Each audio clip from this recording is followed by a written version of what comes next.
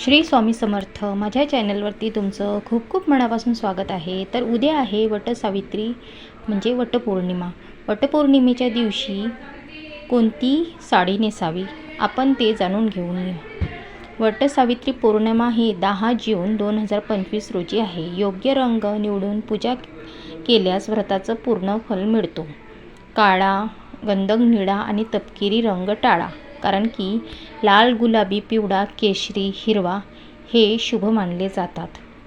तर वटसावित्री पौर्णिमा हे ज्येष्ठ महिन्यातील पौर्णिमा म्हणजे वटपौर्णिमा हे असा दिवस जो स्त्रियांच्या सौंदर्यालाही व्रतासारखाच महत्त्व देतो. पतीच्या दीर्घायुष्यासाठी व्रत घेणाऱ्या विवाहित महिलांसाठी हा दिवस श्रद्धा, भक्तीने आणि प्रेमाचा प्रतीक ही सुद्धा मानला जातो. यावर्षी वटसावित्रीची पौर्णिमा ही सोमवारी 10 जूनला आहे.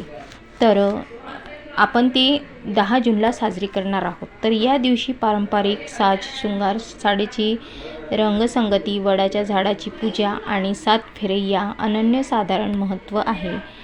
पण एक गोष्ट लक्षात ठेवा की साडीचा रंग चुकूनही चुकीचा रंग निवडला की पूजा ही चुकीच्या ऊर्जेत पार पडू शकते. कोणते रंग टाळावेत? तर काळा रंग हा वर्ज्य आहे. हिंदू परंपरेनुसार काळा रंग हा शोक, नकारात्मक आणि अशुभतेचा प्रतीक मानला जातो. त्यामुळे वटपौर्णिमेसारखा शुभ दिवस काळी साडी घालणं वर्ज्य मानलं जातं. त्यामुळे तपकिरी रंग शक्यतो टाळावात. हे रंगही काही भागात गंभीरतेचं, शोकाचं आणि धैर्य नसलेलं मानलं जातं.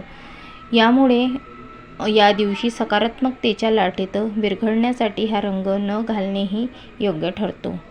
तर कोणते रंग नेसावेत? तर लाल रंग हा सौभाग्यतेचं प्रतीक आहे.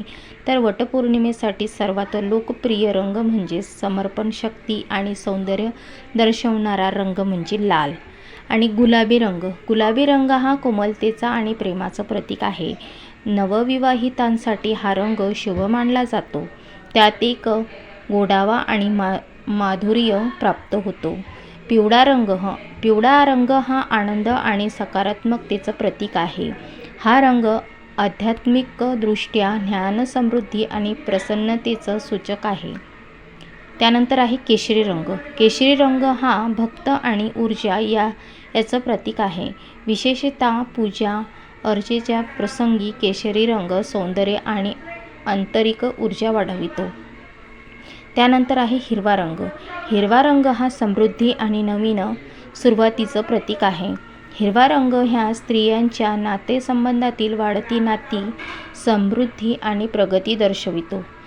तर हे झाले आपले 5 रंग. पारंपरिक लूक पूर्ण करायची विसरू नका. आणि नऊवारी किंवा रेशमी साडी, सोनसडी, दागदागिने किंवा पारंपरिक कुंदन, केसात मोगऱ्याचा गजरा आणि पूजेसाठी सजलेलं कुंकवाचं ताट. वटपौर्णिमा म्हणजे स्त्रीत्वाचं तेज प्रगट करणारा दिवस आहे.